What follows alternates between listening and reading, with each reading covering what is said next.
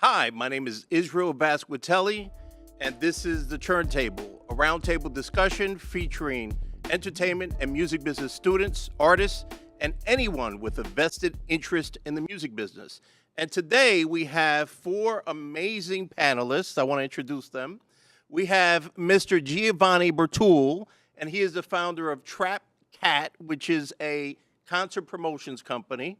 And we also have the amazing Amanda Lynn, a model, an actress, and also a rockabilly artist.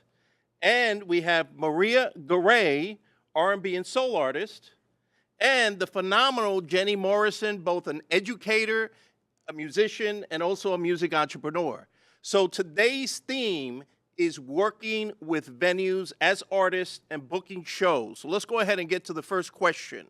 So obviously, most artists dream of getting in front of as many people as possible, maybe in an arena, in a stadium, and making tons of money. So you have to start somewhere, and typically that somewhere is a free gig. So I love to kind of go around and learn your perspectives on what type of free gigs are worth doing and how you make those decisions. So who wants to start? I can start. Well, I think free gigs are a necessity because you can practice all you want at home, but that live experience is something you can't get anywhere else. So looking out for places with open mics just to get your nerves out and get that experience it's crucial. I agree with Gio. I think that on-stage time is worth 5 times more than any other practice time. Your adrenalized cortex helps you process those neural pathways in your brain so that you get better at performing live the more you do it. Yeah, to add on to that, I think open mics and anywhere you can just get on stage and perform, like practicing being in front of a crowd and like your stage coordination is definitely a key to practice. And yeah, I think it's cool. Yeah, I agree. I think part of what has made me the performer I am today is all of the, I have a bit of a theater background, so like all the times I did community theater and all that, like that builds up to getting the professional gig. You have to have the credentials, you have to have the confidence in order to be able to be, reasonably paid for what you're doing.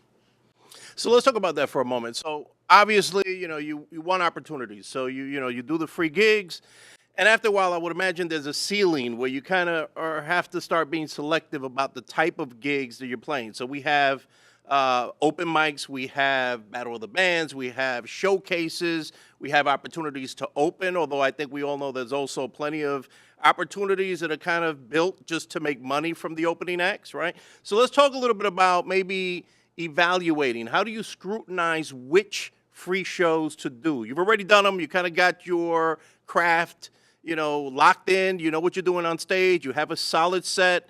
So now how do we pick which ones to actually go for and which ones to kind of leave behind? What do you think?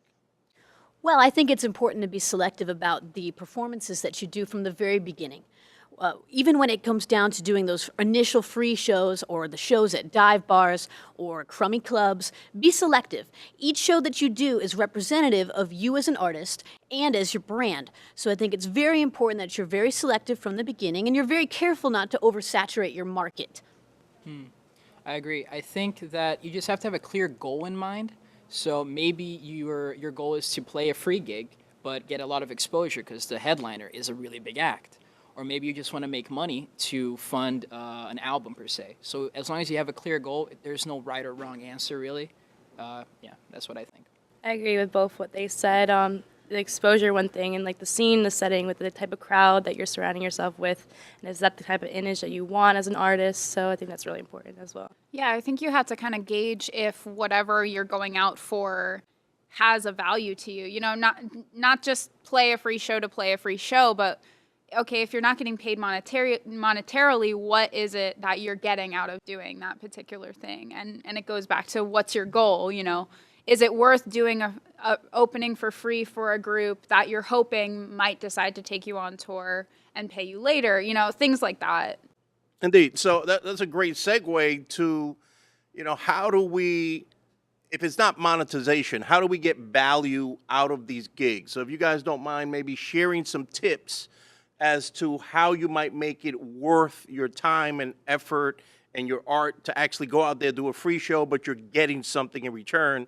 Other than the experience, you're getting something, even if it's not money. What else could it be?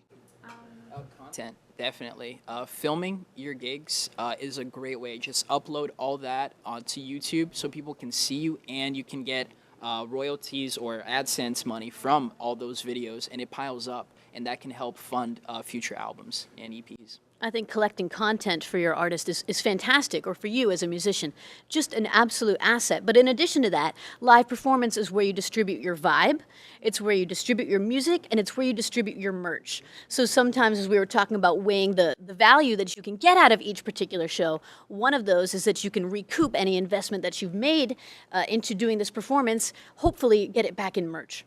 Right, Eric, and making that connection with the people who are there at the event and getting that connection with the fans and having them, oh, I like your music, let me follow you on a social platform that you're on, and the merchandise and a few giveaways or whatever, and that really will make them remember that experience with you. Yeah, I've had the term thrown out a lot, like fake it till you make it. It's that just the very act of showing people you're doing things shows you're serious about what you're doing, that you're committed to what you're doing and have dates on your calendar, that you're not just saying you're a singer-songwriter and not doing anything with it. So, in regard to getting some of that maybe interaction or the opportunity to interact with your potential new fans, other than, are you on stage asking people to follow you? What other things are you doing? Are you finding ways to collect emails? How is that happening? I guess just shouting out what you're doing. I know some people who have YouTube channels do vlogs and stuff, and they give giveaways, and kind of like a way to reward your fans for keeping up with you and watching your stuff. It's a cool way to really engage with them. So maybe a contest? Yeah, like a contest or something. Cool. What else? So Gary Vaynerchuk, the entrepreneur, famous entrepreneur, has a book that he names after one of his sayings, and it's called Jab, Jab, Jab, Right Hook. And what he means by that is with every jab is you give your fans something, whether it's a little piece of content that makes them laugh, whether it's a way that makes them feel connected to you as an artist, some backstage footage, whatever it is. And then once they feel they've received enough value from you as an artist, then you can give that right hook, which is the ask for the sale, whatever it is, whether it's they buy the ticket, they download the song, they purchase the album, as long as you can find a way to give that fan enough emotional connection, enough value, which is a show, is one great place to distribute that value, is then you're able to ask for that sale. It's funny you actually mentioned Gary, because he also has another theory, the 51-49, where every interaction that you have with anybody, you should give 51% and take 49. So always give more, and eventually karma will realign and give back to you, essentially. Cool, I like that. So let's talk a little bit about transition. So you've kind of paid your dues in the sense that you have honed in on your craft. You've done plenty of shows. People know your name. You have a mailing list. You got people showing up at your shows. And how do we transition from playing free gigs, whether they be opening spots or something else, into actual paid performances? So what are the steps, and how do you make that happen? Well, I think a good way is to show statistics. Just tell people, or tell the booking agent that you're talking to, this is how many people I brought out to these last few shows. I have consistency. This is how many people I can bring. And you try to work out a deal based on ticket sales so you can get paid somewhat for your work. Yeah, I believe in that, creating that demand of proving that you could bring out a crowd to come see your show, and I guess making sure that your music is solid, and giving out that good performance and everything. I think that's a good. We've harped a lot about value here in this conversation, and I think that's really important.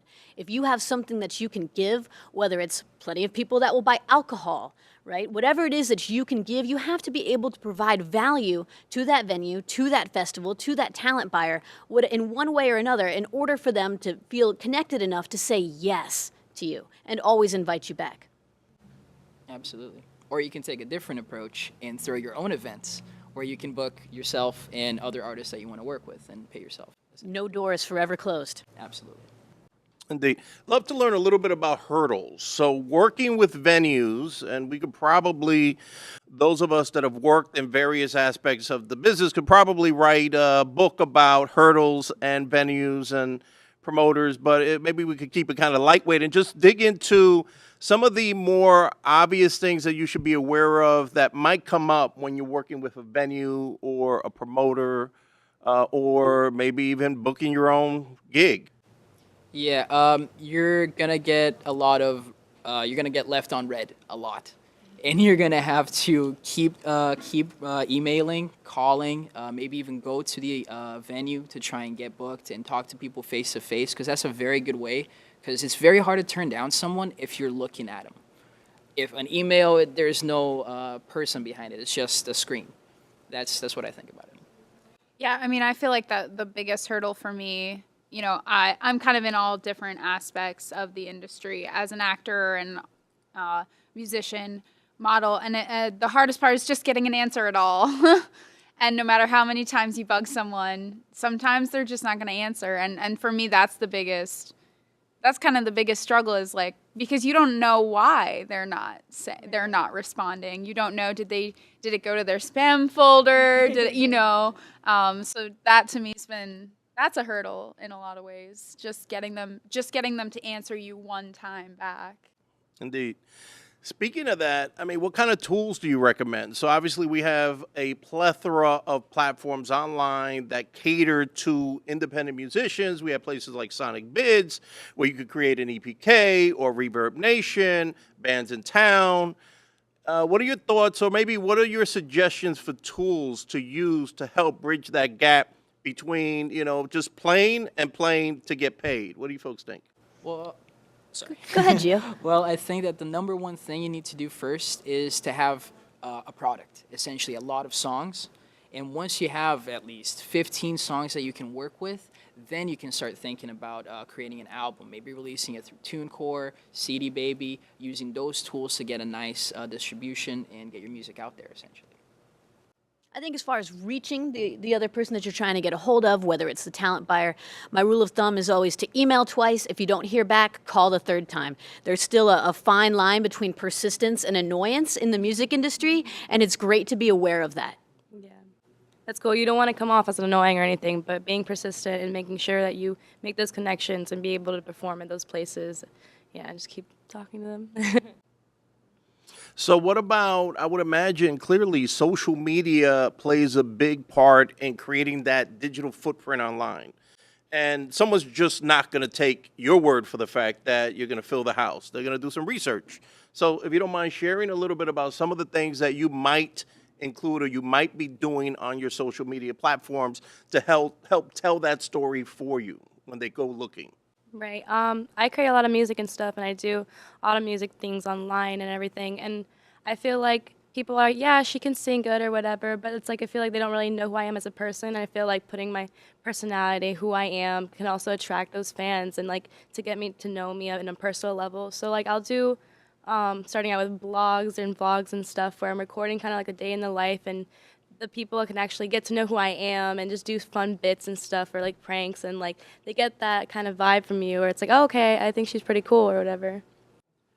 Yeah, I think sharing reviews is something that's helpful. You know, if you play a show and someone comes and reviews it and it's really positive, and they, I just recently sang backup for an Elvis tribute artist, and we sold out 3 shows. So that's something you want people to know. We've sold out the past 2 years I've been there, that, I'm a part of something that people want to come see.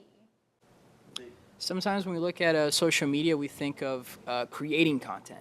And that's not necessarily the case all the time. You can also document, and that's something that Gary Vee talks about, where if you're drinking a coffee, just document it. Take a picture, make it look nice, and just give out content. You don't always have to create. A great way to show talent buyers that you can draw is to have significant engagement on your social media profiles. If your artist is engaging consistently with their fan base and their fans are posting, come to Chile, come to Venezuela, we want you here in Orlando, Florida.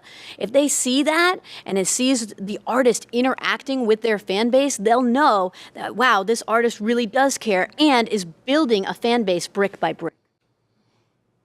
Let's talk a little bit about something that typically I might not necessarily ask in the context of working with venues and or promoters. However, it's a reality that we see more and more, unfortunately, in news, safety and things that could go wrong. And obviously there are extreme situations, but I love to maybe get a little bit of a baseline of some of the things that you should at least be aware of when you're playing a gig that would ensure at least maybe having more safety than if you went in blind. So I would imagine like knowing where the exits are, having a safe place to park your car if for no other reason that your van doesn't get broken into and you lose your gear or your merch. So any tips that you might be able to share in that space? I think you're right. I think awareness is one of the best keys to know where the exits are, to know how you got in, to know the quickest way out. And, generally, if you've played this venue once or twice, you already have the lay of the land. But you do have a responsibility as either the person who's putting on the show, as the person who's playing the show. You have kind of a responsibility to your fan base. You want them to, yes, have a great time, buy a bunch of drinks, buy tickets, bring their friends. And, of course, you want all those things. But, of course, you also want them to feel comfortable and safe at your show. So a great place to start is, especially if you're putting on the show yourself or you happen to be working with the sound crew, is most great sound crews, this was a tip I learned from some friends who work shows, big corporate shows, is they have a macro on their lighting board. And it's very simple. If there's an emergency, they smash the macro, all the house lights come on. That way it's very easy to see where all the exits are so that nobody gets trampled because it's dark. So they smash that, and then if they have a light board or a screen behind them, 911 or something similar comes on the screen. If it's available to you, a lot of these sound technicians, front of house guys, have a recording that they can play over the house speakers that says the nearest exits are here and here. Please make your way safely to them. Sometimes over chaos, it's hard to hear them, but having an emergency macro, simply just having a plan and knowing that you have that can take a lot of the pressure off. Yeah, I think that's really important, actually, with everything that's been going on recently in the news, and people start to feel unsafe going to concerts, which is crazy, because who wants to just be concerned for their safety at a concert when you're just there to listen to music, which I think is really sad and tragic, where stuff like that can happen. So definitely being aware of your surroundings, and having that plan for a venue, having that's really smart, and I think that's something that should be implemented as something that is needed and that is necessary to have at all concert venues, because we don't want anyone getting hurt. It's just there to have a good time and listen to music, so that's really important. Yeah, I've been hearing about too that more venues are security checking people as they even come in, venues that hadn't done that before. And I know, people adding, a bodyguard at least for the artist, just in case something happens, and sad again that we need something like that, but it's becoming more and more commonplace. Yeah, I think just staying calm, really, being prepared and staying calm. I remember when I used to freak out if water spilled on one of the cables as we were playing, nothing would happen, and as long as you stay calm and prepared, you should be good. You haven't played in the pouring rain enough. Yeah.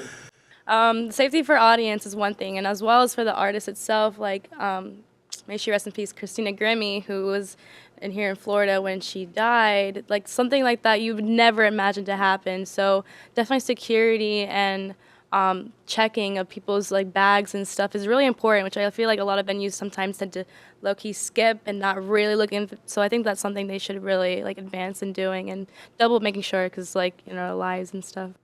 Awesome, invaluable tips. Thank you so much. So now we've got a couple of special treats, as a matter of fact. We have a performance from Maria Garay, and she's going to perform one of her newest songs, so we're going to check that out. And now we have a special performance from Amanda Lynn. Let's check that out.